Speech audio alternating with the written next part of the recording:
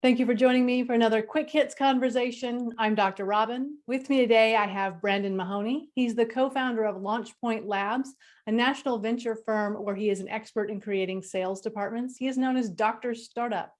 I have Fayaz Nagoor Shaikh. He is the learning transformation expert and people-focused leader, building organizational capabilities through innovative and human-centric solution design. And I have Tim Hawks. He's the managing director of Unlimited Potential. He's a mental engineer and executive coach where he focuses on creating practical solutions for challenging problems. The question I have today, what is the difference between worry and fear? Tim, would you like to go first? You're not going to need 10 minutes for this one, Robyn. You know, all your subjects, I've got this one nailed, right? Easy as anything, nice and simple. Fear is short, worry is long. There you go. Okay. I mean, I agree with that. I've played around. I know, surprising. I played around with it in my head because like many of the other topics, it seems very simple at first, but worry and fear are so closely related. The only way I could think to truly separate them out is fear is of the known and worry is a made up situation. Like if I'm worrying about something, it's because I don't know what's going to happen. Whereas if there's fear in me, it's because I know what's going to happen. Interesting. I think I have a little bit of elaborated version to what Tim and Brandon exactly said, and I completely agree with both of them. How come I have to be the odd man out here? Yeah. All right, go ahead. So for me, worry is if something is not at stake, and fear is everything is at stake. Right? It's like you lose nothing or everything.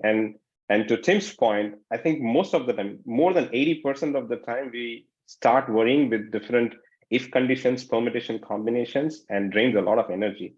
And you're at the end of it, you're unable to perform. And fear is like you just doing bungee jumping off the cliff at the time. It's like adrenaline rush when your heart starts pounding, but you do what it takes. So, and you realize that what is coming your way, and also depends on the personality, how we train ourselves to deal with different and difficult situation. So yeah, I agree to both of them. So here's my question then. What does it mean to have a fear of the future? So I thought I had this nailed. But Brandon's blown my mind with his thing, and I'd never even crossed my mind. And Fayaz has said some great stuff. So I do have a theory, though, which is that humans only fear one thing. And we talk about the fear of, you talked about fear of the future, we talk about fear of heights, we talk about fear of jumping off the cliff of the bungee jump. It's not that we have a mixture of fears. The fear is the same thing every time, and that is not knowing. So humans fear not knowing. So they don't know if the bungee is going to snap or not. They don't know if, you know, when they look over the edge of the cliff, they're going to fall over or not. It's not knowing. So that then slightly sort of blows Brandon's theory out the water, which I really liked. So I'm going to have to go back and review that, which is that fear, you know, there's a sort of knowledge of knowing when something as opposed to not knowing, which is okay. But I think also, though, there is a time thing. I think there is certainly what Fayaz said about there's that fear of jumping off, isn't there? I'm going to go for it and do it. And fear is sort of in the moment. It's that presence. It's sort of worry in the moment. Whereas worry is something that drips away and takes over a longer period of time, that sort of sits and makes a noise in your head and makes you feel bad and awful, but it's sort of less acute. Yeah. And just to add to what Tim was talking about, and if I can give a different color to that one, I mean, it also depends. I was talking about the personality, and there are different personalities to deal with things. Like if you are a very positive and meditating person, your experience is totally different, and you really less focus on worry as opposed to any pessimistic person. And sometimes what happens is I've seen and kind of I try to practice myself, but then not every time successful, that rather than focusing on the results, but if we can really focus on the actions that we need to take, which is under our control, basically that will help us get through that period of worrisome than preparing yourself for the ultimate action, which is going to be fear.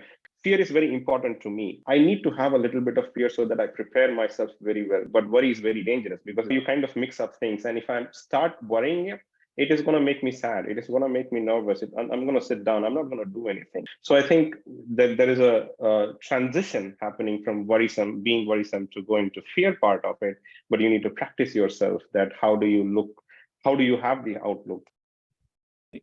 I love these conversations because it's another one of those, like, I'm constantly changing. Okay, well, maybe this is fear then, or maybe this is worry. Now it's why is it a fear of heights versus a worry of heights? Yeah. Right. And Yeah. I feel like fear, for me, fear is a much bigger, much more, this is a problem type thing. And worry is much more of a rumination. It's annoying me. Drip, drip, drip, like you said, Fayaz. That for me is the difference between fear and worry, I think. I've got another element in there because that's my sort of links with my time theory of one's sort of short, one's long. And but I wonder whether, so fear and worry generate the same chemicals in our body, don't they? They generate the same sort of whatever it is going on in our body. I think so. Yeah, I'm guessing. Don't know, not an expert, but I think, is it that fear is a healthy use of those chemicals and worry is an unhealthy use of those chemicals? Maybe, because, well, so if you're afraid, so the grass moves, there's a tiger, it makes you afraid, good use of chemicals. Yeah, Grass indeed. moves because the wind blew, bad use of chemicals. Well, yes. Worried that the grass might move, bad use of chemicals. Yeah, or worry for 6 months that the grass is going to move, bad use of chemicals. Yeah. Yeah. So does that mean that, because overcoming fear is the ability to kind of move through, do the thing, whatever that means. Overcoming worry is creating more contentment in your life? well, see, now I immediately just thought I'm worried that I won't be able to overcome fear. Oh no. I don't know. I don't know if I'll overcome fear, but the only thing that I can relate is like I'm getting prepared, and then there is another transition of being nervousness. Because if I'm waiting for something to happen, or if I'm performing something, and most of the time I'm being worried, and then the transition happens to fear, and then the time comes in. If I have to do something, then the transition happens and you're prepared. But I'm never going to overcome the fear. It's going to be there within me. And for me, it is like a very positive thing within me because I am trying to give the 100%. And then there is nervousness and the combination of other stuff that needs to be done and performed well. So I've got another one here. Is worry something that's about to happen, or is worry something that may happen and fear something that will? I've often said to clients that worry is building a bridge you don't want to cross to somewhere you don't want to go.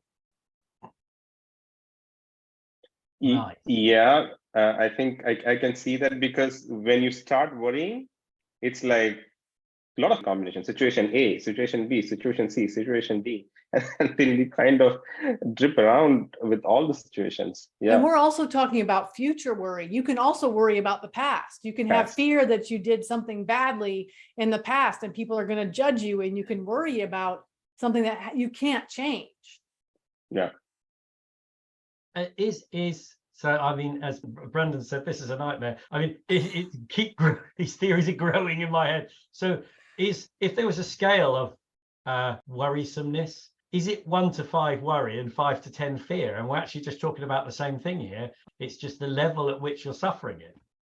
That's my third theory of the conversation. It could be. I mean, so I do agree with what you said originally, Tim, which is there's a certain amount of fear that is physical right now. Oh my God, this is a problem. That is definitely fear. But I also feel like in the English language, we use it to mean big worry.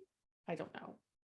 So when you were talking about you worry that you may have done something in your past that wasn't good, are you really worrying, or like, so you're worried about that, but is it the fear of what that not good thing could create?